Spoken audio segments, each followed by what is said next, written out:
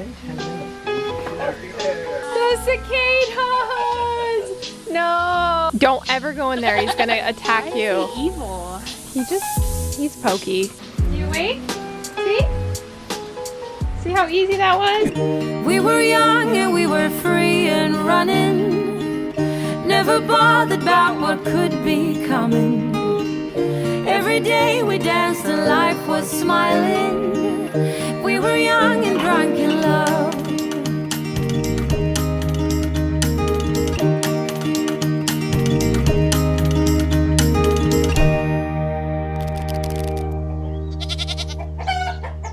Okay, it's 5 o'clock the day before the infamous vasectomy. So we're going to bring both boys over here, and I have a theory. If we both put them on collar leashes, they'll hopefully walk together. Okay. You don't have to carry them.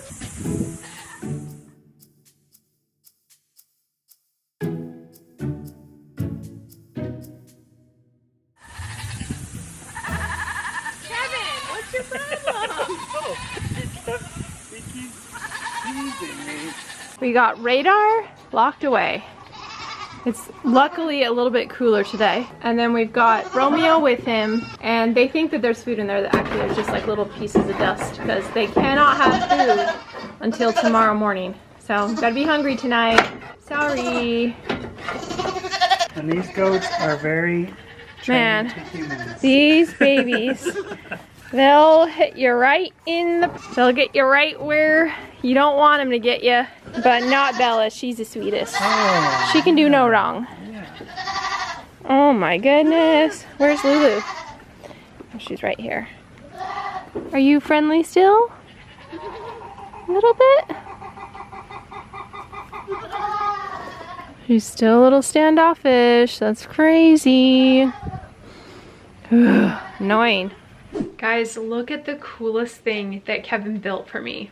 So in our room, I like to sleep on an incline, okay? And I do too. And Kevin has realized that he does too because it helps with my acid reflux and it helps with his snoring. But all bed frames only like raise the first top half of it, and we want to raise the whole thing. I find that I sleep better if I feel like I'm still laying flat, but like the bed's just slightly inclined. Look what he designed. So we make it so you can adjust it like this.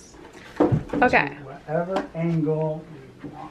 So he has it set so that he has this like adjustable part underneath, and if we move it lower, then it raises the bed higher. See, there's like a higher angle, but if you move it back, then it goes a lot lower to the ground. So depending on how our stomach is feeling. if my tummy doesn't feel good, then he's gonna raise it higher for me. This is so nice. So now we're gonna put plywood on top, and then we can put our bed on there. There's all these things you can do to make sure you get good sleep at night, like we like to raise our bed or having the room really dark and nice and cool. But the second you start researching which mattress to buy, you're gonna get inundated with ads all over the internet, and you're gonna get pretty confused on what to buy. I'm just gonna give you a warning here. Do not buy any of those ship-to-home foam mattresses. Those are something that I've tried in the past. They are horrible, and they're never comfortable, and they're hot. A couple years ago, we gave Brooklyn bedding a try, and I was floored with how great of sleep we were getting. So I started slowly getting everybody in the home their own Brooklyn bedding mattress, and then I also was able to get some for the cottage. So we're like Brooklyn bedding fans in this family. If you haven't heard of Brooklyn bedding, they've been crafting mattresses for over 30 years. They know the business, and they're factory direct, so you're gonna get the best price without a middleman. They ship the mattress right to your home for free in a box. You'll bring it inside, open it up, it fluffs up in maybe a few minutes, and you can instantly start getting better sleep. We've had a lot of mattresses over the years, but when we finally switched to Brooklyn bedding, that's where I would just rave to people about how well I slept. My favorite mattress is the Aurora Luxe with the medium firmness and the cloud pillow top. We personally like a king because we like to have lots of room to spread out. And then we also have queens and fulls for the kids. But you can always take their sleep quiz, which will help you decide which mattress of theirs is gonna work best for you. They design, assemble, and ship everything from their Arizona factory straight to your home anywhere in the US. Plus, you'll get free shipping, a 120-night sleep trial, and a limited lifetime warranty. So if you're thinking about upgrading your sleep, I highly recommend Brooklyn Bedding. You can visit brooklynbedding.com/Weedum to get 30% off with my code Weedum. So thanks again to Brooklyn Bedding for sponsoring this video, and thank you for making like the literal best mattresses around. That's brooklynbedding.com/Weedum and use code Weedum to get 30% off your mattress. Okay, it's late at night. We've got a screamer. She's acting a little bit different. So yeah, so we're gonna put Daphne in real quick. We're just gonna see if, will you hold her and I can check her back end real quick? Yeah. Oh yeah, we got a fresh heat coming on. Okay, let's put her in real quick because I don't want to wait till tomorrow. So I'm trying to be better. Wow, I really can't see. I'm trying to be better about catching the heats as early as possible. So I've been trying to check at night, and I think we're lucky. I think we got her heat. I knew it was going to be in the next couple days. I think we got it. Let's do a night breeding. She's like waiting. Okay. Go ahead and go in there. Let's see what happens.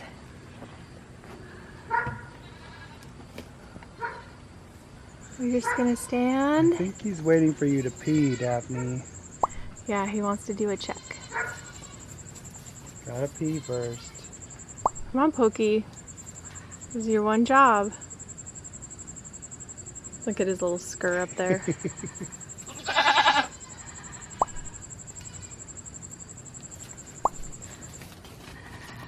Young bucks are so funny because they just don't have the skills yet. Or maybe they just don't have the stamina. But Pokey always needs a little bit of help. He needs to be put on a pedestal a little bit. So we've been using the deck. It's like it's hard for him to get the exact right aim, if I can say that, unless he's a bit higher and it's just a bit easier for him. So that's what we do here late at 10:30 at night, sweating because the humidity is about 50% right now, and it's still about 103 outside. And normally while Pokey lets me get involved and help him, he was not happy that I was there. I don't think I got it on camera, but he definitely headbutted me a few times, and that is not allowed, but I gave him a free pass because I just wanted him to hurry up and breed Daphne. Daphne was willing, so she was standing, flagging, willing to be bred. But in order for it to work, we have to kind of like hold her exactly in the right place. But it was pretty apparent after a while that he was just not that into breeding her. So we thought, you know, maybe it's because it's a little bit early, and I made the decision to leave them together for a couple hours. Maybe they would do it on their own, you know, without human intervention here. And we came out later and it looked like she might have been bred, though I wasn't for sure. So I thought about it all night. I was literally dreaming, thinking about this. And the next morning I thought, you know, even though I really want doelings and I want to breed on the first day so that we have the highest chance of doelings, I also want to make sure that she gets bred now so she can have babies in December. So I decided to go ahead and put them together in the morning. And it still technically is early in her heat, but not as early as before, I guess. But this time he was much more interested in her, so maybe we hit, you know, the exact right time. Anyway, it took a little bit of courting, but this boy is just like, his stamina is not there. He gets frustrated that he can't breed right away and he'll stop. And we're like, Pokey, just keep going. You're almost there. So it's like a whole thing with him. But Kevin says he has the perfect Kevin's craft to fix this problem. And I'm interested to see what he thinks he's going to come up with.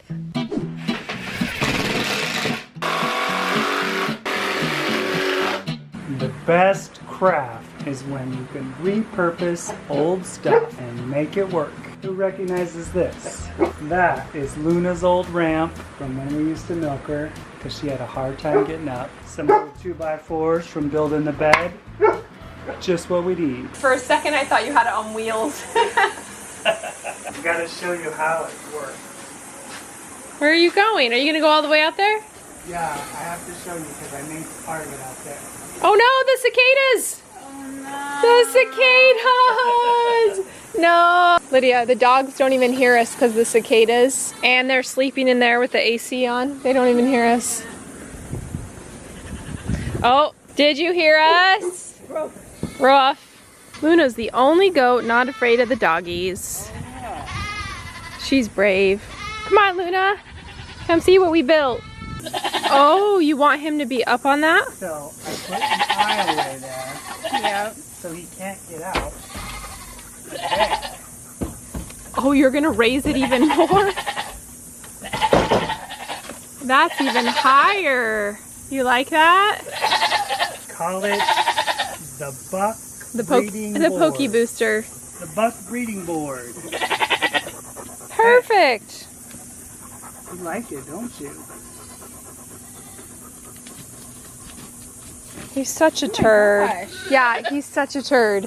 Don't ever go in there. He's gonna attack you. Why is he evil? He's pokey.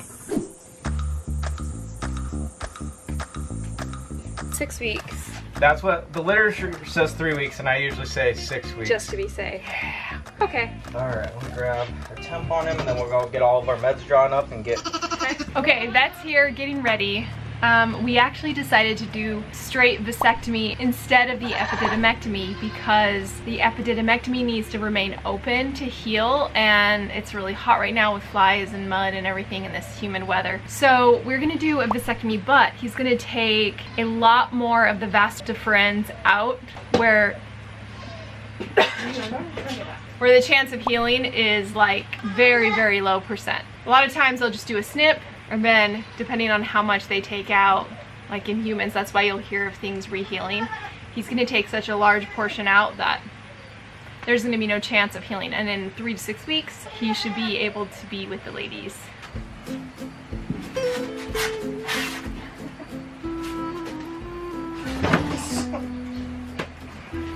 There's nothing down there. You're ridiculous, little guy. It's been 10 minutes, dude. You should there. Right when you said that. So if you want, let's see if we can start prepping him. If you want to grab him and do you have a towel out here by chance? Towel. I got a towel. I got a little. Let me go I grab. got paper towels. No, I got a little. No, it's good that you have paper towels. Okay. I'd be suspect if you said you had rags out there. Well, Mr. Radar, he kept fighting the anesthesia. And my vet does a very like special cocktail to make sure that it's not too deep of an anesthesia for him, and with goats they can be a little bit sensitive to it, so he likes to go light at first. Radar just burned through it all. No matter how much the vet gave him, it took him forever to get knocked out. But he was finally asleep and ready to go.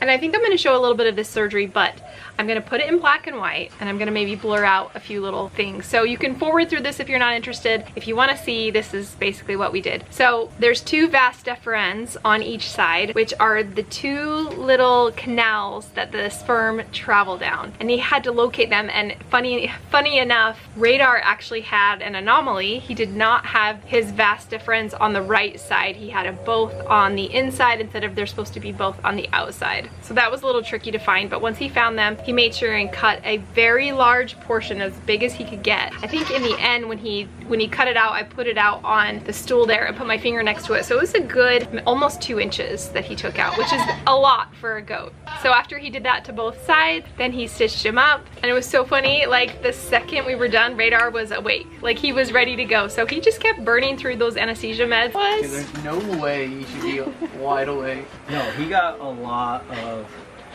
He's special. Our vet has come by and put a lot of our goats over the years under anesthesia for different, surgeries, and I don't think we've ever had one wake up that fast. So he's a special boy. A little bit of pain meds, a little bit of antibiotics, he'll be good. So now we're gonna watch him. I'm gonna take out the sutures in a few weeks, but in about 6 weeks we're gonna test the semen, because there's still some seminal fluid that will come out if he tries to breed anybody. We'll test that, we'll make sure that it's clear, and then he can be out with the ladies. So we'll see how he develops and how his hormones develop. Hopefully he will develop into a buck, but he'll be a good buck. He'll be a nice chill buck. And over this first season, this is gonna be a good test. And so hopefully his first year he'll help me kind of detect heats. If not, at least we're training him up and letting him develop those hormones. And then next year, hopefully next year, he'll be even better. Now, in the case of if he gets too smelly or stinky or rubs on the girls, I'm not really too concerned about that, because we're only gonna have him with the girls for about 2 or 3 months out of the year. So that's not a big deal to me. I think it's worth the con of, maybe him rubbing on the girls and causing them to smell a little more like a buck. It's worth it to me to be able to time our breedings really well. So that's it. Okay. We finally have one of my favorite fruits ready to go. Oh, it unfocused right when it was supposed to stay. Gosh. Look at that, guys. Look at these fresh figs. So good. And yes, every time we show figs, somebody says, did you know that they have to be pollinated by a wasp and there's a bug? And I don't care. I don't care if there's a little bug in here, a little tiny wasp the size of an ant. Who cares? Hardest part though about picking them is you try not to like rip them too much, you know? You want to break it off at the stem. Oh, like that? Yeah. And then some of the birds have eaten them. That one's eaten by a bird. This one I'm gonna break off at the stem. There we go.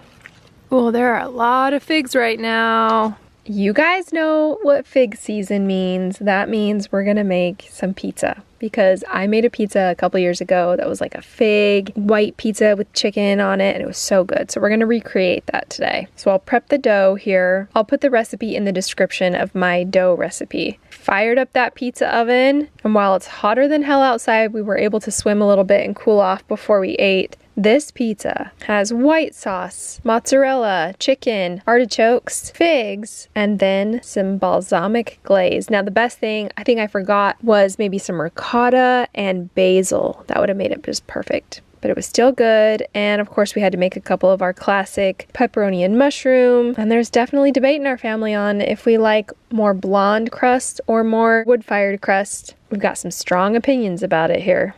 Well, Radar's right back to just eating and drinking and no problem at all. So I guess that was pretty easy. I thought it would be a little bit tougher than that, but it's fine. It's getting hot and humid, and the cicadas are starting to arrive. I can hear them.